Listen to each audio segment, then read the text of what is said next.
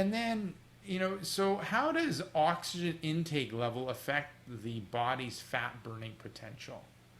Well, it's funny because when people think of oxygen intake, most people think of breathing super, super hard for a really long period of time, marathon running, 10Ks, Ironman, stuff like that. It's absolutely amazing how efficient our bodies are if we are using a movement pattern that we're not used to. So, by doing an intense type of exercise, and intense doesn't have to be intense for someone that's been exercising forever. It could be intense to your body. You're not used to exercising at all, let alone a movement pattern that gets your biggest muscles going, that makes you breathe really hard, pulls in a lot of oxygen. The oxygen in turn keeps your muscles heated up, which creates the afterburn effect. That's a good buzzword these days that a lot of people don't understand. And to quickly explain what that is, if you're on a treadmill for 1 hour and your wrist gadget says that you burned 400 calories, you get off the treadmill, you're done burning calories.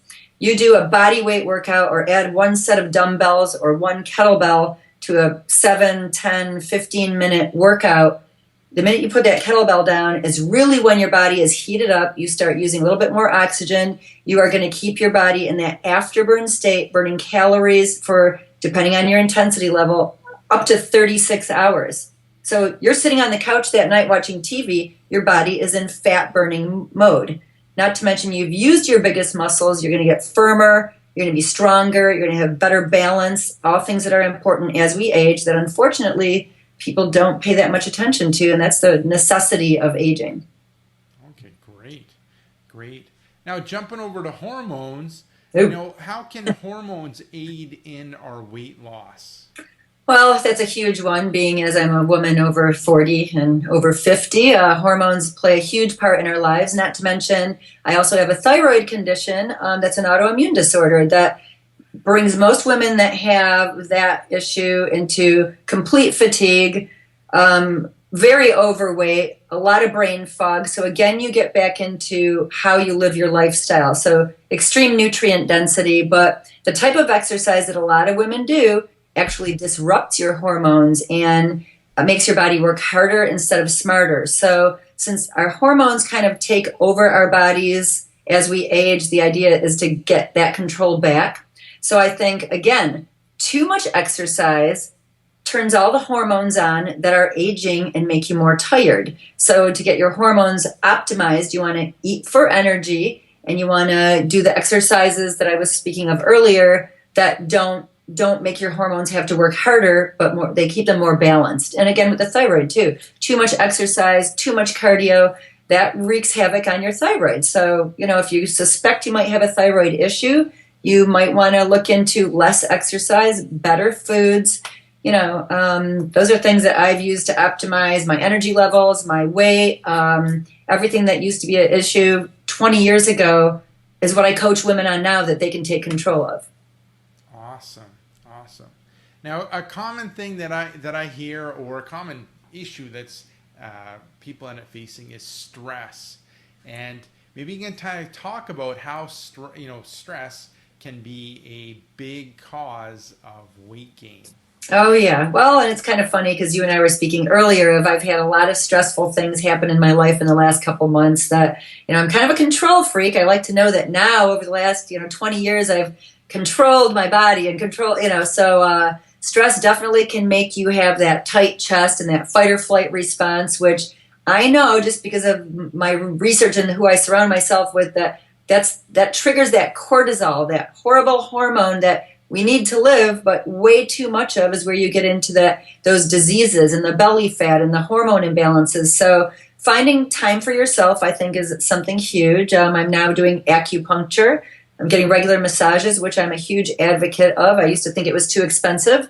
Now I know it's a necessity. So my 1 hour for me, whether it's taking a walk to clear my head, putting on the headphones and just sitting outside on a gorgeous summer night, all those things that you can literally feel your body calming itself down. Whether you're a meditation person, I'm kind of spazzy, so my meditation might be different than other people's.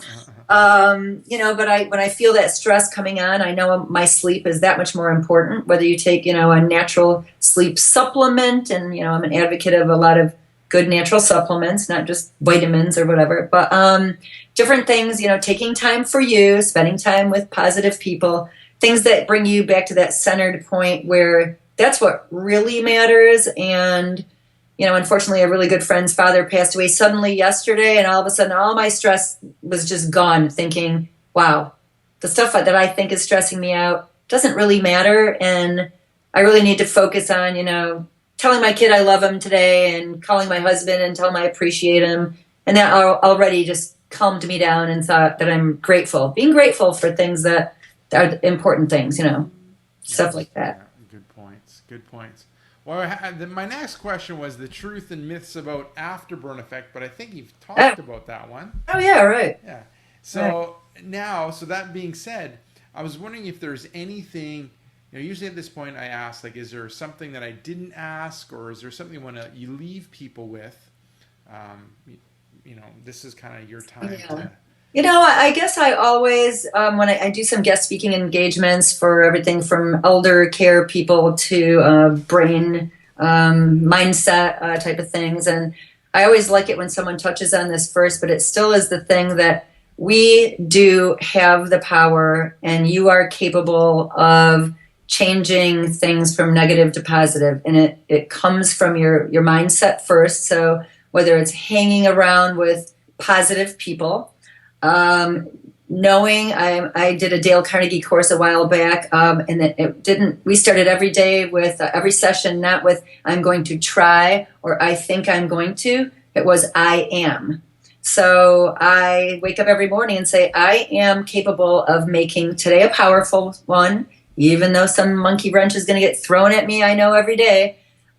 Just knowing that little actionable steps every day, whether if you're battling your weight, if you're battling a relationship, if you're battling struggles with your kids or hormone imbalances, take one actionable step every day and know that you can control it, and that's how you will reach bigger and bigger goals.